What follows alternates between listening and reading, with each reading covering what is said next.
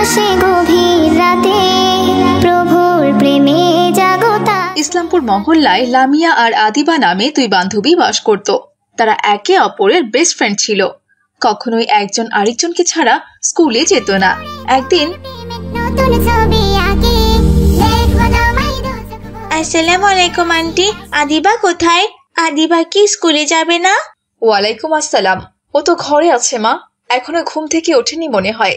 একটু আগে আমি ওকে ডাকতে গিয়েছিলাম, ও আমার ডাকে সাড়া দেয়নি। মেয়েটা দিন দিন খুব অলস হয়ে যাচ্ছে, ওকে নিয়ে আমার খুব চিন্তা হচ্ছে।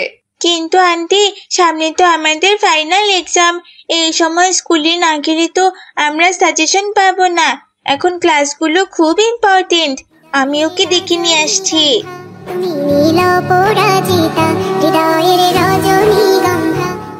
এই আদিবা, ওঠ ওঠ বলছি। ঘড়ি দেখেছিস কয়টা বাজে? তাড়াতাড়ি ওঠ, আধা ঘন্টার মধ্যে আমাদেরকে স্কুলে পৌঁছাতে হবে।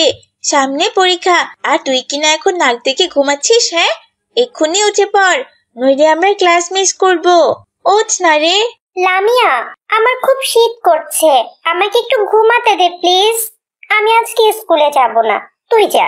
তুই এই কথাটা বলতে পারলি? আমি কি কখনো তোকে ছাড়া একা স্কুলে গিয়েছি? হ্যাঁ, ওঠ না রে ওঠ, সামনে এক্সাম।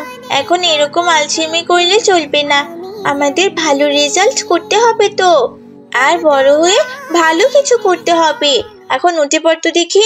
লামিয়ার কথা শুনে আদিবা ঘুম থেকে উঠে পড়ে আর রেডি হয়ে দুই বান্ধবী স্কুলে চলে যায়। এভাবেই তারা দুই বান্ধবী সবসময় একই সাথে ক্লাসে যেত, একই সাথে পড়তে বসতো, একসাথে খেলা করত, এমনকি একসাথে মার্কেটেও যেত। আর এভাবে অনেক বছর কেটে যায়। এখন লামিয়া আর আদিবা দুজনেই অনেক বড় হয়ে গেছে আর এখন কলেজে পড়ে তারা। এদিকে আদিবার বিয়ের কথা চলছিল।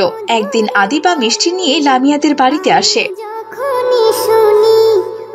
কিরে, তুই এখনো বসে পড়ছিস যে? এত পড়াশোনা করলে তো পাগল হয়ে যাবি। হোয়াট আ সারপ্রাইজ বান্ধবী, তুই কি না আজ নিজে থেকে আমাদের বাড়িতে এসেছিস? তোকে তো 1000 বার বললেও তুই আসিস না, আজ হঠাৎ কি মনে করে এলি? ও বাবা, আবার সাথে দেখছি মিষ্টিও আছে, ব্যাপারটা কি রে? আসলে লামিয়া, বাবা মা আমার বিয়ে ঠিক করেছে। ছেলের পরিবার অনেক ভালো, শুনেছি সে একজন স্কুলের টিচার। যাই হোক, আমি তো আজ অব্দি বাবা মার কোনো কথার অবাধ্য হইনি রে, সেটা তো তুই জানিসই। আর তার জন্যই বিয়েতে রাজি হলাম, আর এই খুশির খবরটা জানাতেই তোদের বাড়িতে এলাম। কিরে, মুখটা ওরকম ভার করে রেখেছিস কেন? আমার বিয়ের কথা শুনে তুই খুশি হসনি, তাই না? না রে, তেমন কিছু না। তোর বিয়ের কথা শুনে সত্যি আমার খুব খুশি লাগছে, কিন্তু এটা ভেবে খারাপও লাগছে যে তোর বিয়ে হয়ে গেলে আমরা আর কখনো একসাথে থাকতে পারবো না। তোর সাথে আমার যে আর দেখাও হবে না রে। আমরা তো সবসময় একসাথে সব জায়গায় যেতাম, আর তোকে আমি খুব মিস করব। আমিও তোকে খুব মিস করবো রে লামিয়া, কিন্তু কি আর করার আছে বল? সব মেয়েকে তো একদিন শ্বশুর বাড়িতে চলে যেতেই হবে। তবে আমি সারা জীবন তোকে আমার সাথে রাখার ব্যবস্থা করছি, তুই কোনো চিন্তা করিস না। সত্যি বলছিস রে? কিন্তু আমি তোর শ্বশুর বাড়িতে সারা জীবন কি করে থাকবো? তারা কি ভাববে বলতো? কিছুই ভাববে না, কারণ তুই আমার শ্বশুর বাড়িতে আমার বান্ধবী হয়ে যাবি না, আমার দেবরের বউ হয়ে যাবি। জানিস তো, আমার বরের ছোট ভাই ইঞ্জিনিয়ারিং পাশ করেছে, ভালো চাকরিও করে। আমি ভাবছি আমার বিয়ের পর আমি আমার শ্বশুর বাড়িতে শাশুড়ির কাছে তোর কথা বলবো। তিনি তোকে অপছন্দ করতে পারবেন না। সে যাই হোক, পরেরটা পরে দেখা যাবে। তবে সামনের মাসে আমার বিয়ে, আর এই মাসটা তুই একসাথে আমাদের বাড়িতেই থাকবি। এখন আঙ্কেল আন্টিকে বলে নিজের ব্যাগটা গুছিয়ে আমার সাথে চল তো। এরপর লামিয়া তার বাবা মায়ের কাছ থেকে অনুমতি নিয়ে নিজের জিনিসপত্র গুছিয়ে আদিবার সাথে তাদের বাড়িতে চলে যায়। এভাবেই দিন কাটছিল। একদিন, সে কিরে, তুই তো অনেকক্ষণ থেকে বই পড়ছিস, তোর খিদে পায়নি?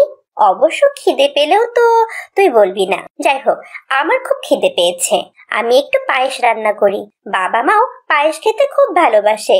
মা তো আবার সকালে রান্নাও করে যায়নি, একটু পায়েস রান্না করে রাখি, তাহলে বাড়িতে ফিরে খেতে পারবে। আঙ্কেল আন্টি আবার কোথায় গেছে রে? আমি তো ঠিক বলতে পারলাম না রে, আমাকে বললো কোথায় যেন যাবে। যাই হোক, আমি রান্নাঘরে আছি, তোর কোনো কিছু লাগলে আমার কাছে আসিস, কেমন? এই বলে আদিবা রান্নাঘরে যায় আর বড় একটা পাতিলে দুধ জাল দিতে থাকে।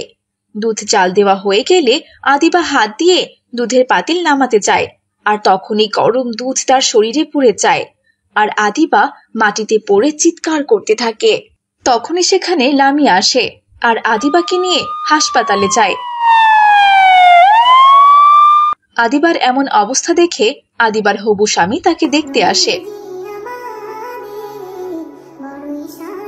একদমই টেনশন করো না আদিবা, আল্লাহ তাআলার রহমতে তুমি খুব দ্রুতই সুস্থ হয়ে উঠবে। তোমাকে অনেক ধন্যবাদ লামিয়া, তুমি ঠিক সময় আদিবাকে হাসপাতালে না নিয়ে আসলে ওর বড় ক্ষতি হয়ে যেত। এই বলে আসিফ সেখান থেকে চলে যায়।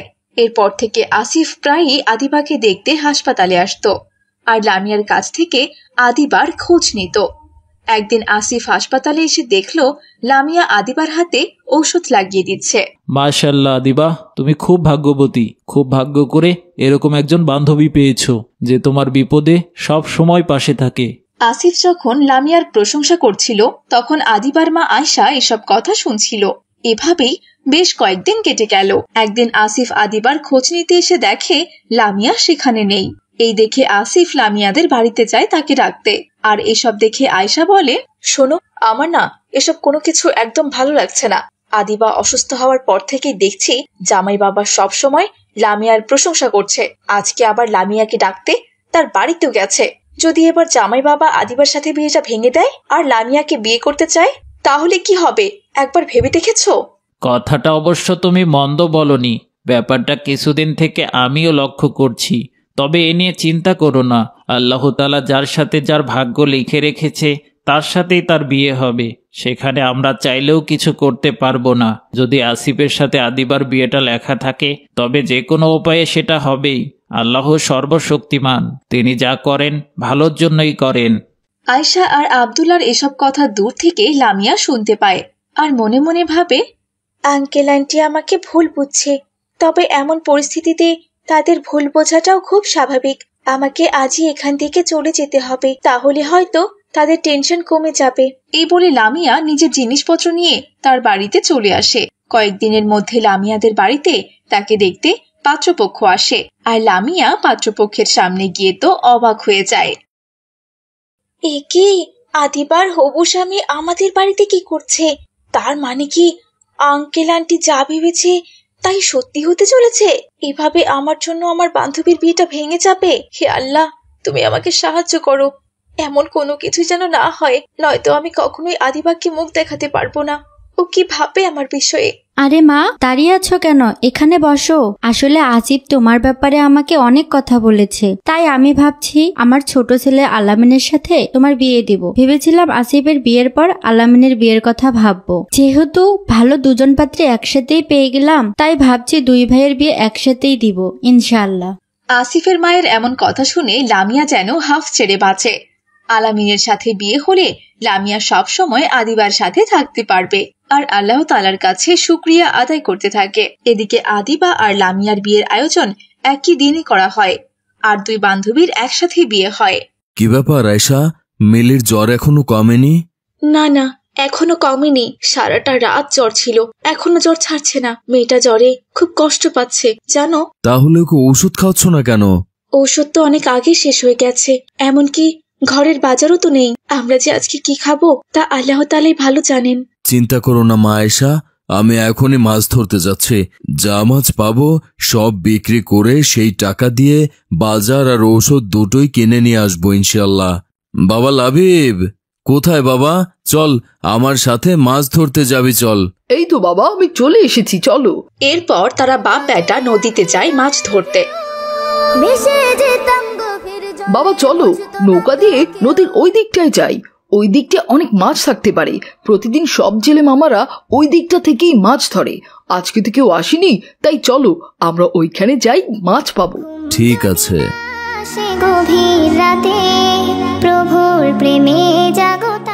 এরপর আব্দুল্লাহ নদীতে জাল ফেলতে থাকে, কিন্তু তার জালে কোনো মাছ ওঠে না। এভাবে দুপুর হয়ে যায়।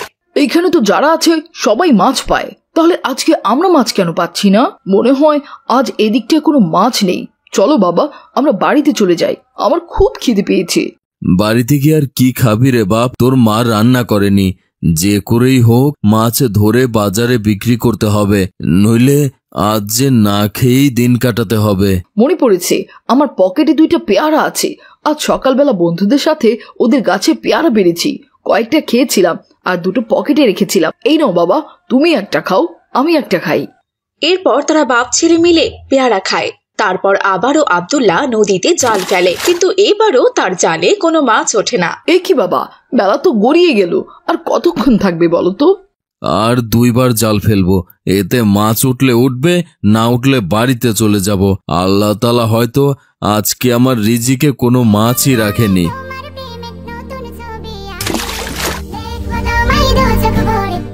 বাবা ওই দেখো, ওইদিকে 7টা হাঁড়ি ভেসে আসছে। এই মাঝ নদীতে এই হাঁড়িগুলো কোথা থেকে এলো? বাবা তোমার মনে আছে, দাদি সবসময় গল্প করতো যে এই নদীতে নাকি 7টা হাঁড়ি আছে। গ্রামের অনেকেই নাকি ওই হাঁড়িগুলোকে দেখেছে, আর যখনই তারা ধরতে গিয়েছে তখনই নাকি হাঁড়িগুলো অদৃশ্য হয়ে যেত। তবে দাদি বলেছে ওই হাঁড়িগুলো দেখা নাকি সৌভাগ্যের ব্যাপার, কারণ ওই হাঁড়িগুলো মানুষের মনের ইচ্ছা পূরণ করে। তুমি একবার এই হাঁড়িগুলোর কাছ থেকে কিছু চেয়ে দেখো তো বাবা। তুই বলছিস যখন, তখন চেয়ে দেখছি।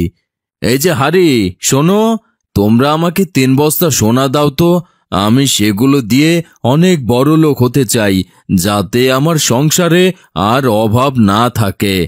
কিন্তু অবাক করা কাণ্ড, সাথে সাথে আব্দুল্লাহর নৌকায় 3 হাঁড়ি সোনা এসে উপস্থিত হয়, আর আব্দুল্লাহ খুশি হয়ে সেগুলোকে নিয়ে বাড়িতে ফিরে যায়। আসসালামু আলাইকুম, কি ব্যাপার, আজকে এতগুলো বাজার করে নিয়ে এসেছো তুমি? আজকে অনেক মাছ পেয়েছিলে বুঝি?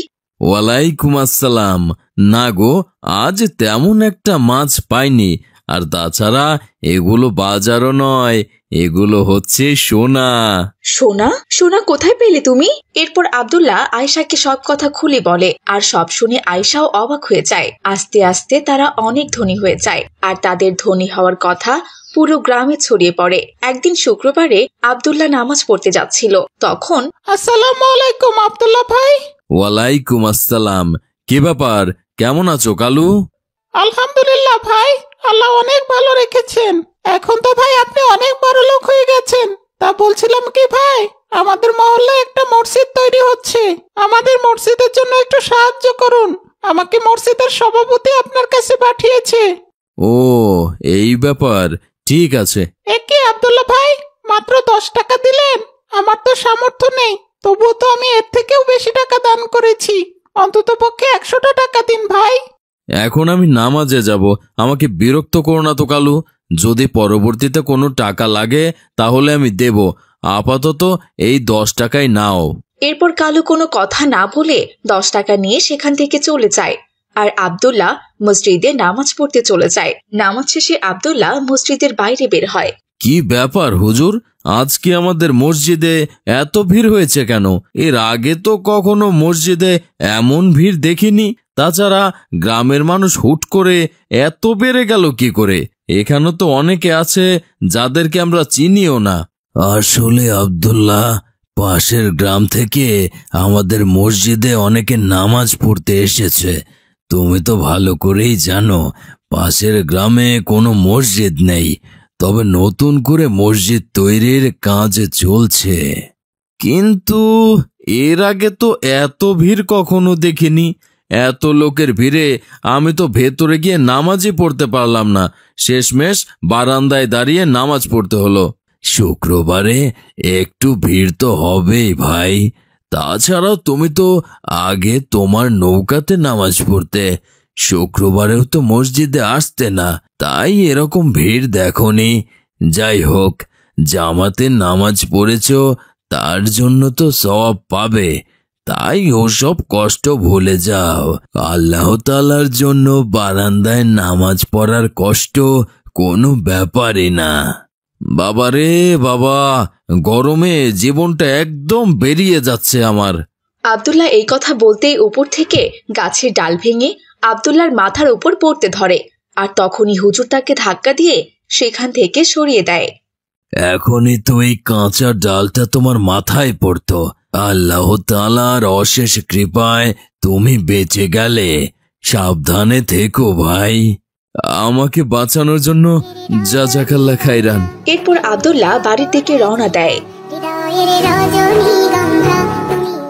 বাবা, আমার মেয়ের বিয়ের জন্য একটু সাহায্য প্রয়োজন। দয়া করে আমাকে কিছু টাকা দিয়ে সাহায্য করো বাবা। এজন্যই বুঝি মসজিদের বাইরে এতক্ষণ দাঁড়িয়েছিলেন?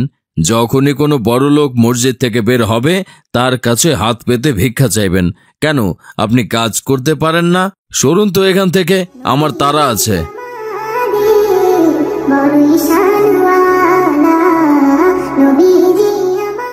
আয়েশা, এই দেখো, আমি তোমার জন্য একটা নতুন সোনার গয়না নিয়ে এসেছি। আজ থেকে তুমি এই গয়নাটা বাড়িতে পরবে। গয়নার কথা বাদ দিন, ছেলে মেয়ে দুটো খুব অসুস্থ হয়ে পড়েছে। কি করব কোনো কিছুই বুঝতে পারছি না। ডাক্তারকে ডাকলাম, সে এসে ওষুধ দিয়ে গেছে, আর 2 ভাই বোনকে ইঞ্জেকশন দিয়ে গেছে। বলেছে 1 ঘন্টার মধ্যে সুস্থ হয়ে যাবে ইনশাল্লাহ। কিন্তু 6 ঘন্টা হয়ে যাওয়ার পরেও তো দুজনের একজনও সুস্থ হচ্ছে না। বিষয়টা আমার কাছে একদম ভালো লাগছে না। চিন্তা করো না, আল্লাহর উপর ভরসা রাখো, ইনশাল্লাহ ওরা সুস্থ হয়ে যাবে। ডাক্তার যেহেতু ওষুধ দিয়ে গেছে, ওদেরকে খাবার খাইয়ে ওষুধ খাইয়ে দিও। আমার শরীরটাও খুব খারাপ লাগছে, আমি শুতে গেলাম। এই বলে আব্দুল্লাহ ঘুমাতে চলে যায়।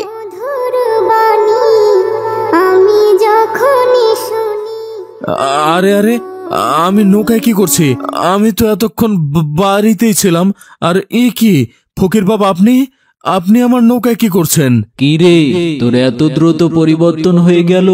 আমি ফকির বাবা না, আমি হলাম জিন। ভেবেছিলাম তুই খুব সৎ একজন মানুষ, তাই তোকে খুশি হয়ে ওই সোনার 3টে হাড়ি আমি তোকে দিয়েছিলাম, যা বছরের পর বছর সবাই দেখেছে, কিন্তু আমি কাউকে দেইনি। আর তুই কি না আমার সোনার হাড়ি পেয়ে বড় লোক হয়ে আমাকেই ভুলে গেলি? ওরে, আমি তো শুধুমাত্র তোকে পরীক্ষা করার জন্য তোর কাছে ভিক্ষে চেয়েছিলাম। আমি দেখতে চেয়েছিলাম যে তুই এখনো আগের মতো সৎ আছিস কিনা, কিন্তু তুই তো আমার পরীক্ষায় উত্তীর্ণ হতে পারিসনি। উল্টো মানুষের উপকার না করে অপমান করছিস। তুই টাকা পেয়ে এখন অহংকারী হয়ে গেছিস, আর তার জন্যই আমি তোর মাথার উপর গাছের ডাল ফেলেছিলাম। তোর ছেলে মেয়েদেরও অসুস্থ করে দিয়েছি। আসলে আমি বুঝতে পারিনি, আমাকে ক্ষমা করে দিন জিন। আমি জানতাম না যে ওগুলো জিনের সোনাদানা, আর এইটাও বুঝতে পারিনি যে ওগুলো আপনারা মানুষের উপকার করার জন্য আমাকে দিয়েছিলেন। দয়া করে আপনি আমাকে ক্ষমা করে দিন, আর আমার ছেলে মেয়ে দুটোকে সুস্থ করে দিন। আপনি যা বলবেন আমি তাই শুনবো। শোন তাহলে, তুই ওই 3 হাড়ি সোনার মধ্য থেকে 2 হাড়ি সোনা দিয়ে 10 গ্রামে 10টা মসজিদ তৈরি করে দিবি, আর 10টা পুকুর খনন করবি, যেন মানুষ নিরাপদে পুকুর ব্যবহার করতে পারে। আর বাকি 1 হাড়ি সোনা আমি তোকে দিলাম, ওটা তুই নিজের জন্য খরচ করবি। ঠিক আছে, আপনি যা বলছেন আমি তাই করব। এখন দয়া করে আপনি আমার ছেলে মেয়েদের সুস্থ করে দিন। আব্দুল্লাহ এভাবে কথা বলতে বলতেই তার ঘুম ভেঙে যায়, আর পরদিন থেকে সে দ্রুত আশেপাশের 10 গ্রামে মসজিদ বানানোর কাজ শুরু করে দেয়। এদিকে কিছুদিনের মধ্যে আব্দুল্লাহর সন্তানেরাও সুস্থ হয়ে ওঠে। ইসলামপুর মহল্লায় 2 ভাই তাদের স্ত্রীকে নিয়ে বসবাস করত। 2 ভাইয়ের মধ্যে রফিক ছিল ছোট, আর আব্দুল্লাহ ছিল বড়। তারা কৃষি কাজ করত আর বেশ সুখী দিন কাটাচ্ছিল।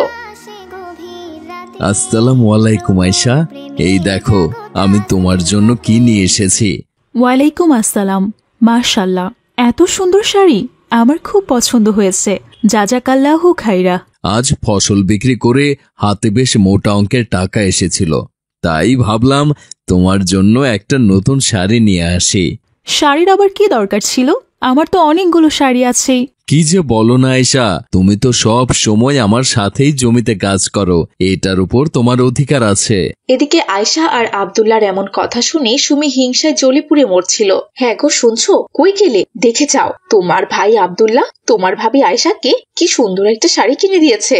আজ তুমিও তো ফসল বিক্রি করেছো, কই আমার জন্য কি নিয়ে এসেছো? হ্যাঁ, তোমরা তো আপন মায়ের পেটের ভাই, তাই না? তাহলে তুমি তোমার ভাইয়ের মতো হওনি কেন বলো তো? তোমার তো অনেকগুলো শাড়ি আছে সুমি, এই জন্যই তো আমি নিয়ে আসিনি।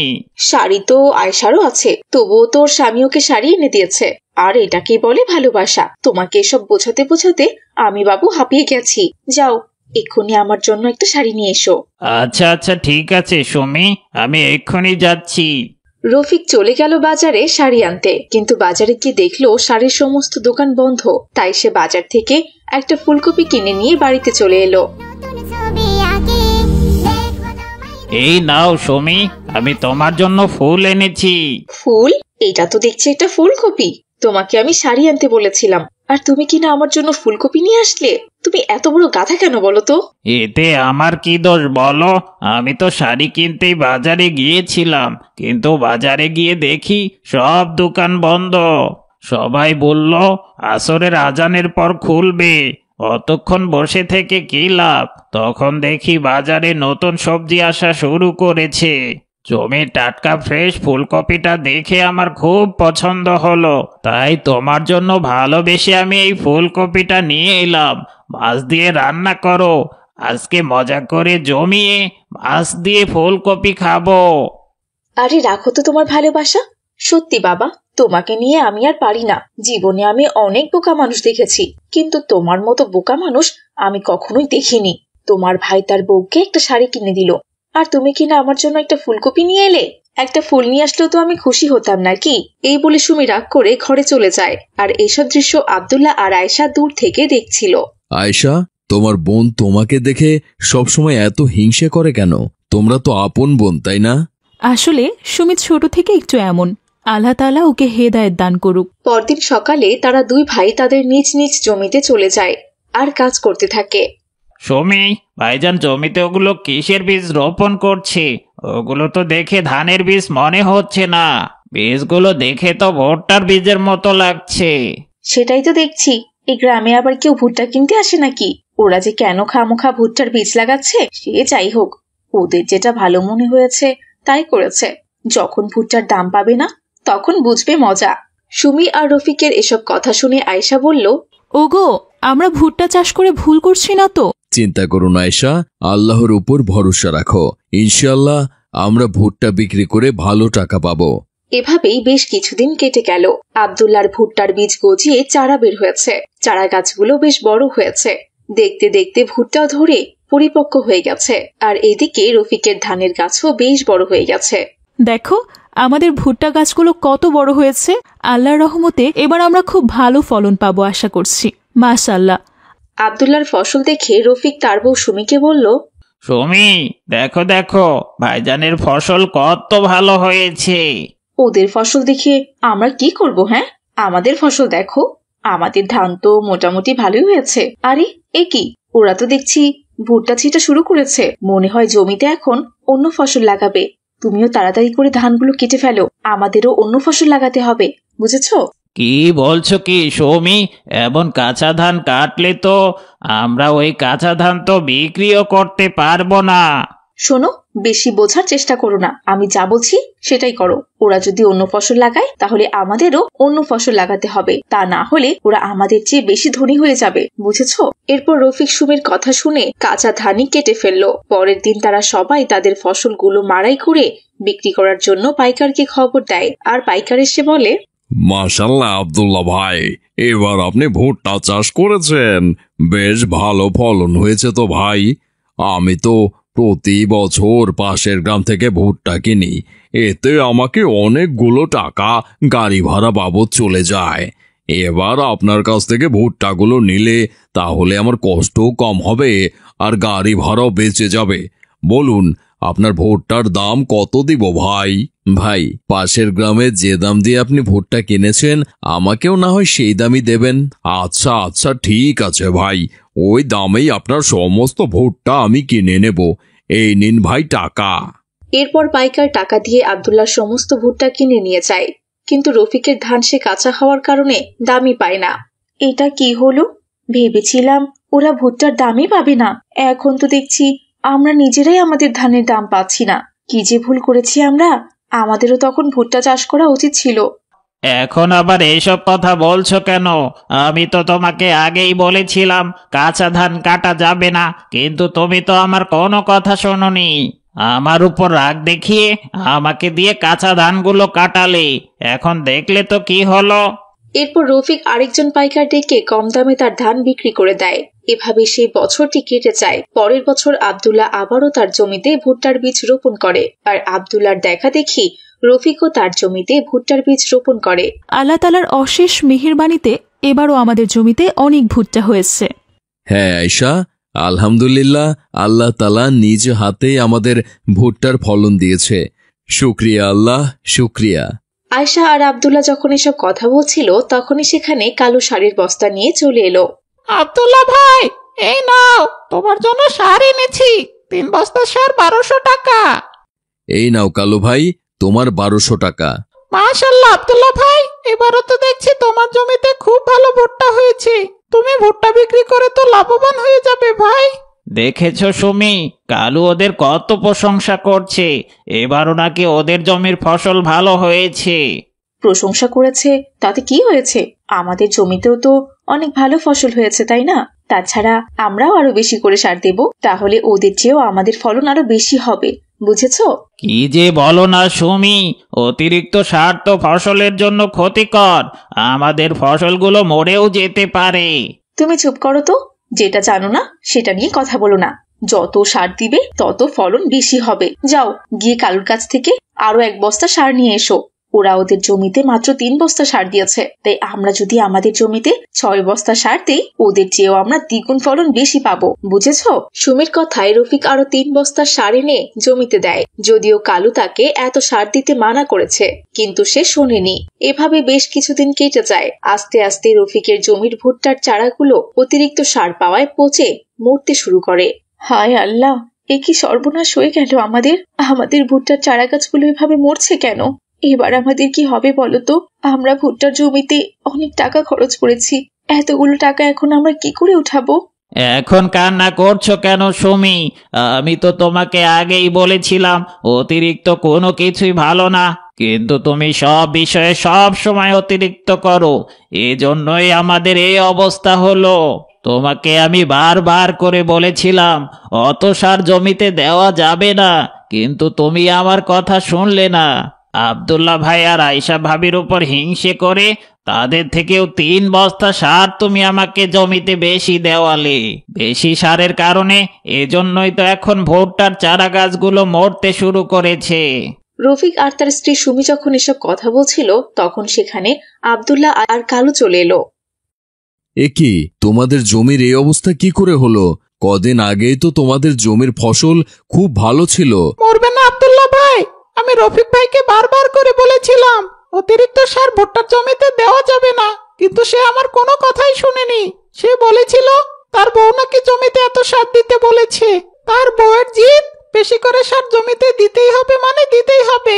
এজন্যই সে আমার থেকে আরো 3 বস্তা সার বেশি নিয়েছিল, আর সেই অতিরিক্ত 3 বস্তা সার জমিতে ছিটিয়েই জমির এই 12টা বাজিয়েছে।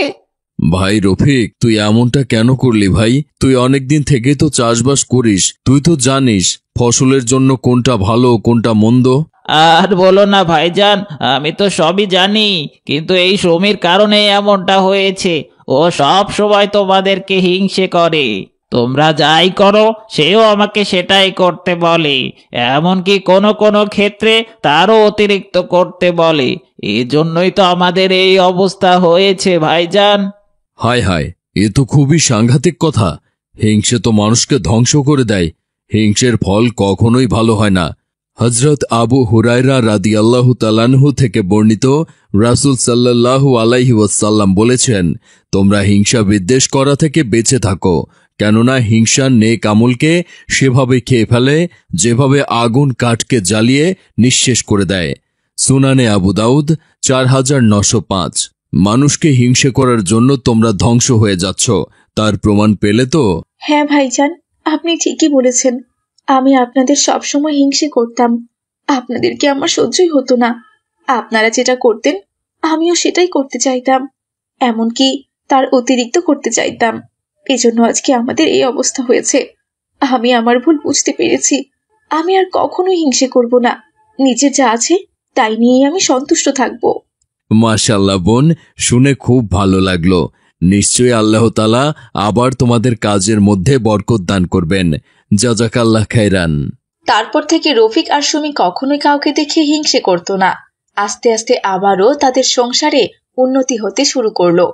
এখন তারা আবারও সুখে শান্তিতে দিন কাটাতে লাগলো। তো ছোট্ট বন্ধুরা, দেখলে তো তোমরা হিংসা মানুষকে কিভাবে ধ্বংস করে ফেলে। তাই তোমাদের উচিত হিংসা না করা। আজ তাহলে এখানেই বিদায় নিচ্ছি ছোট্ট বন্ধুরা, ভালো থেকো তোমরা। আসসালামু আলাইকুম ওয়া রাহমাতুল্লাহ।